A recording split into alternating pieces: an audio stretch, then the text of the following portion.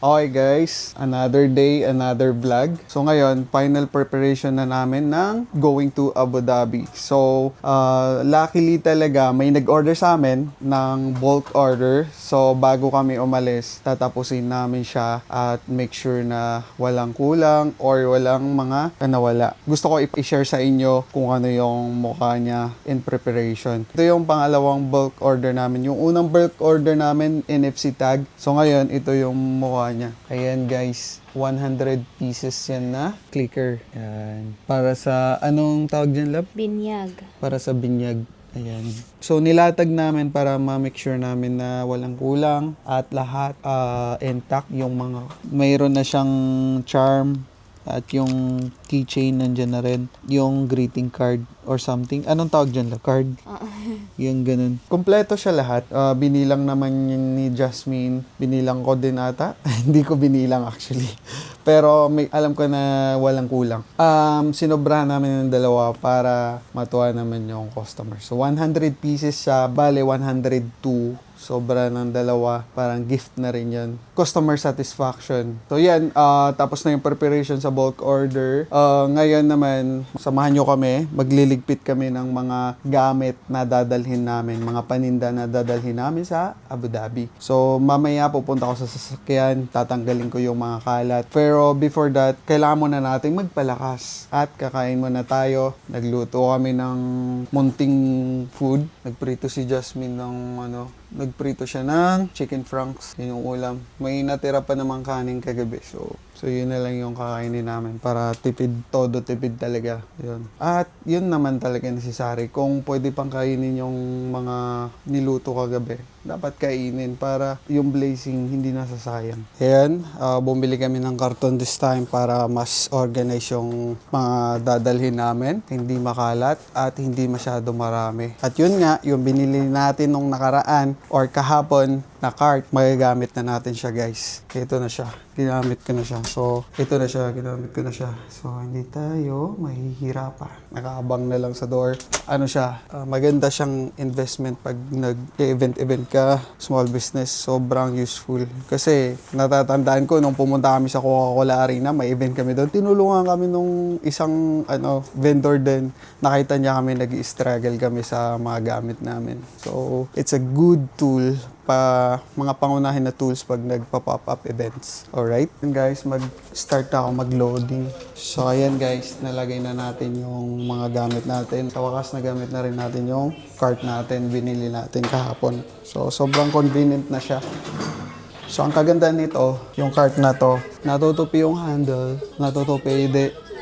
natutupi din yung gulong niya. So, sobrang nakakatipid ng space. The best. Guys, samahan niyo ako. Pupunta tayo sa baba para dadali na. Lagay mo dun sa may karton. Diyan. Hindi masyado. Lagay mo lang siya. Maapakan ba niya yung mga buto?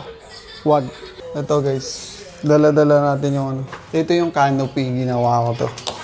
Ito, meron din akong nabili sa Dragon Mart to. Sobrang useful siya. Dragon Mart na natin binili, di ba? Sa Grand Bar siya. Ang ganda nito. Sobrang useful. Maliit na upuan. So, sobrang nakaka-save din siya sa space. Ayan. Pag mga pop-up. Lalo na pag yung napuntahan namin na pop-up, sobrang sikip ng mga space. Ito, sobrang useful to. So, kailangan natin to. Now, ito yung mga, makikita nyo to kung paano ko siya binubuo sa pag-setup time. Okay? Ito yung canopy na ginawa namin. Alright guys, baba na tayo. Alright.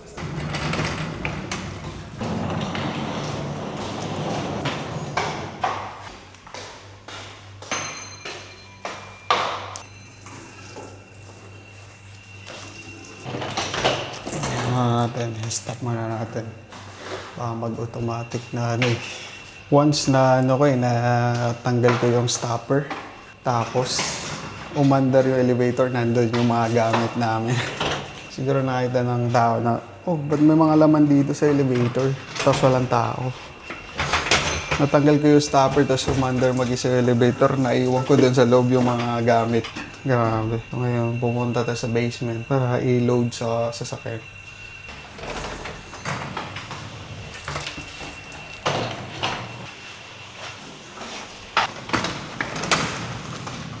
parang kailangan ko iusog yung sasakyan kasi hindi kasya sa... May nakapark kasi dito sa kabila ko so hindi makapasok yung kariton natin. So kailangan ko siyang iusog dun. Doon na lang ako. Yeah. So yan, iusog natin yung sasakyan.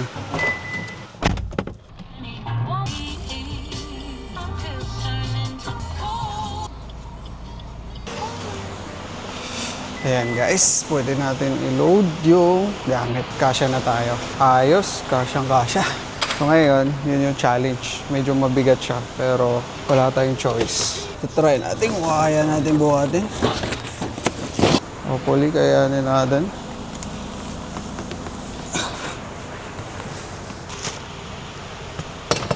Yeah. Aray ko, para ako natae. So, mayroon pa akong isang karton. Sa isip ko, usog ko na lang to dito. Para dalawa sila. Ang init. So, what to do? Init!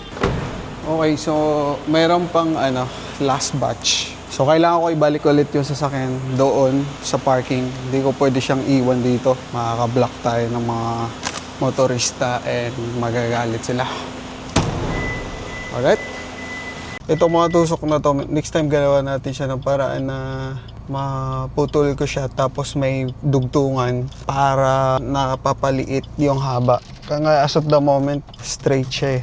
Hindi siya napuputol. Tulad ngayon ito naka-usli. So, medyo inconvenient pag-drive.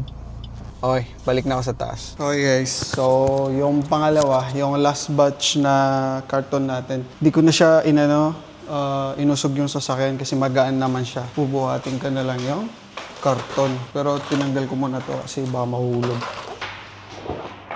Alright, ito na yung last batch. Oop, yeah. Kailangan ko i-rearrange. Mukhang yung maleta kailangan ko muna tanggalin. Kasya siya pag i-reorient natin yung mga gamit.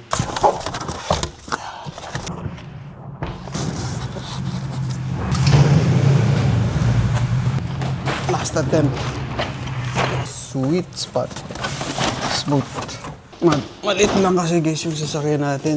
Pero hatchback siya. So although maliit siya, yung mga kasamaan ko minsan naugulat sila.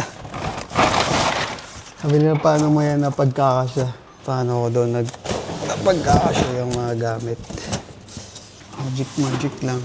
Yung hatchback kasi yan diretso eh. Ang ng space niya, although maliit siya, hindi siya katulad nung sedan na doon ka lang. Hindi siya diretso. Ito, napapadiretso eh. Walang barrier. Parang may maliit kang SUV. Crossover, pero hatchback to. Crossover yung kasunod nito, tapos SUV. So, yan, may space pa ako dito. Ayan, kailangan ko lang ma-make sure na clear yung visibility ko. Bawal kasi yan eh.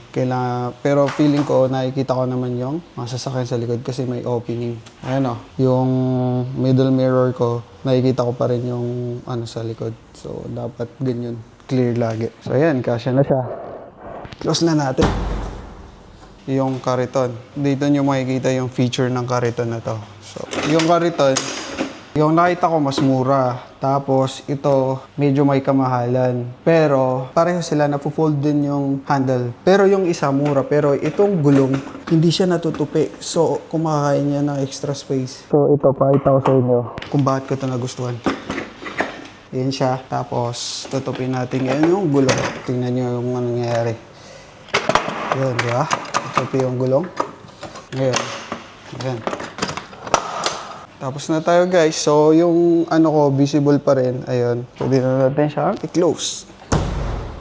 Okay guys. So, ngayon lang kami natapos. Anong oras na? 11 yung setup. Ngayon 10 na. So, pupunta pa kami sa Merdeep para mag-additional supply pa kay Joe para sa 5 days mayroon pa siyang extra. So, kailangan pa namin pumunta doon. Then, diretso Abu Dhabi. Merdeep? Abu Dhabi. So, grabe. Tinatawagan na kami nung kaibigan namin, si Max, na nandun na siya. Yung mga ibang kakilala namin nandun na rin. So, ayun, ang dami kasi. So, ito yung challenges. Magdadrive na ako. See you na lang muna Nagpa-gas muna tayo. Na-drop na natin sa Merdif yung kailangan ni Joe for tomorrow, for the whole 5 days na wala kami.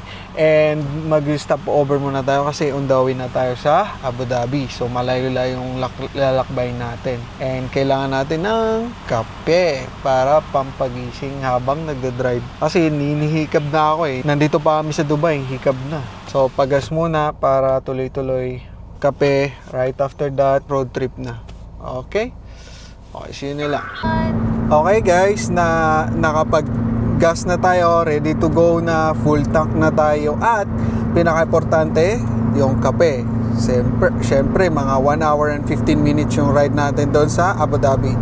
So, ang oras ngayon, alas 11 na ng gabi. 11:22 to be exact. So, ngayon, todo na to. Kailangan focus at kape. Yan lang yung sandigan ko. Okay guys, so nandito na tayo Abu Dhabi. And 14 minutes away sa Saadiyat Island tayo pupunta. Pakita mo yung daan. Yan guys, mahaba siya tignan. Pero maganda dito, walang traffic. So 140 yung takbo natin. 13 minutes na lang, nandun na tayo. Okay guys, nandito na tayo sa Saadiyat. And ano yung pangalan nun actually? Almanarat Saadiyat building. So doon tayo pupunta. We've heard from our friend na nandun na siya. Marami daw close na daan. So baka paggaling ka sa Dubai, baka yung daan papunta doon is hindi close. Sana hindi close. Kasi iikot-ikot na kami nun. Sabi niya sa amin kanina, hindi daw. Kanina pa kasi siya nasa Abu Dhabi. So galing siya doon sa downtown ng Abu Dhabi. Kami naman galing sa Dubai. So iba yung way niyang papasok niya. Iba yung way ng papasok namin. From Dubai kami. So, hopefully, yung daan dito from paggaling ka sa Dubai, walang mga roadworks. Kasi nung nakaraan din na nag-anime niya kami dyan, maraming roadworks eh. Usually, more on paggabi na. Mukha namang hindi. Ayan, diretso lang tayo. Wala namang close road. Doon sa kabila kasi dumaan eh. Ayan guys yung facility kung saan magaganapin. Pero hindi dyan pwede ipasok yung sasakyan. Alam ko, inopen na daw ng guard yung drop-off point. Nung nakaraan dito, din kami nag-drop off dito eh. So, try natin kung open pa siya. Pwede naman lumiko ulit. Ito guys yung sa likod. Ito yung dati din naming pinag-drop offan. So ayan, mayroon din mga sasakyan. Ito kasi yung access niya sa likod, napakalapit mo na sa event talaga. So yung iba na bagong pumunta, hindi pa nila siguro nakikita to. So dito lang tayo. Okay, so drop off time na. Okay guys, nakakadaan kami sa likod. Ito yung mga reality ng pag-event. Worth it. Whew. Welcome to the event. Kailangan pag ganito pa talikod. Yes. I know. Okay, hanapin natin yung table natin. Nandito na sila MC. Nandito na si Max. Ayun si si Clacket. Hello? Meron ka pa? Ito na eh. Mayroon pa ako doon pero konti na lang. Oh, Max! I'm rushing. Yan. Dito didikit natin. So, mag-set up na kami guys. Panoorin nyo nilang.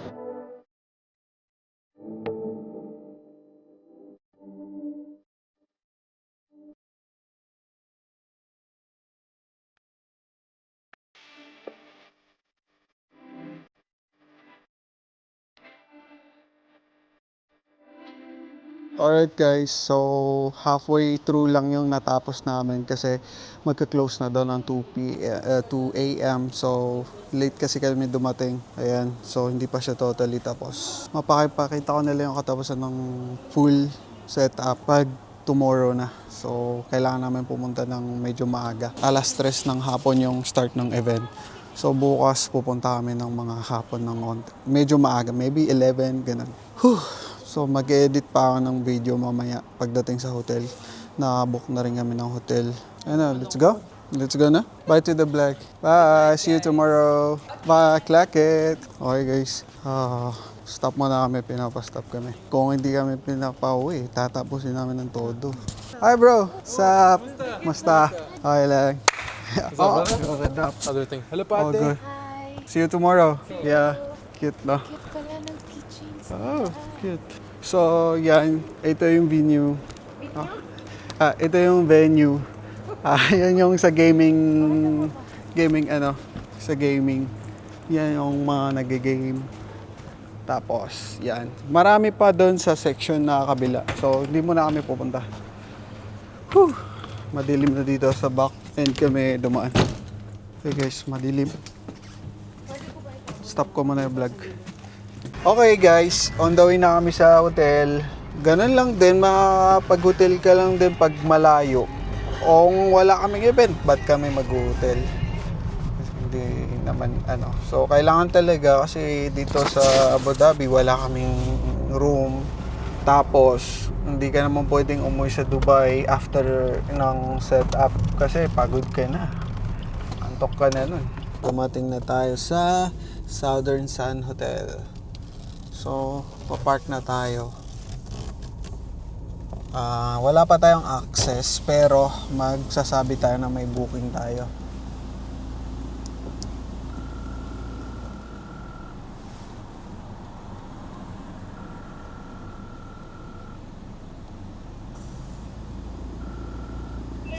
Hi, good evening.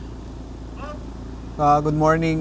We have a book room. Thank you. Alright guys, wala pa tayong access kasi so kailangan natin magsabi sa kanila na may booking tayo dito sa hotel. Okay guys, nakapag-park na tayo. Then papasok na tayo sa reception at kukunin na natin yung access card natin. You know? Parang galing lang sa airport.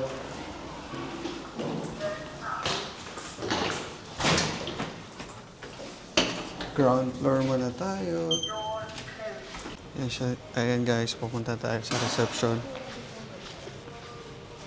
Ayan. Ganda no. Ayan guys. Laki ng reception nila. Hi. How are you? Good, how are you? Yeah, good. We have a booking. We actually have 2 booking because we did not realize that we need to book another extra day. Okay. So we are wondering if we can, May I have your booking number? yeah, This one. Both bookings under the same name? same name. However, it's separate book twice. And I'm wondering if we can continue in the same room so we don't have to transfer anywhere. No, we will not change the room. Yeah. Right, okay, you have 2 booking but separate days. Yes. It's fine, you will extend in the same So we don't have to go No need to another. change that, Yeah. yeah. Thank you so much. It was a last decision. From which website did you make the booking? Take my trip. Make my trip. Okay, so I have to check with the name. Yeah. Did you renovate? Yeah. We realized that. Our friends also stays here. We suggested to them the one that we are suggested saying. this one. We told them that go to Southern Sun because they have the best parking. Okay. Because we booked some other hotel, they have parking but outside. Outside. So whenever it's In summer, summer it's hard. yeah, In winter it's fine, but in it's, summer yes, definitely. And also the rooms are really nice. So are you coming from Dubai? Yes, we have a event in Sadiyat. Okay. All good? 10th floor, room number 24. For the next booking, I will update in the system, so Yes. they will check in the same. Okay. Thank you so you. much. Thank you, Appreciate sir. that. Have a good night. What's your name?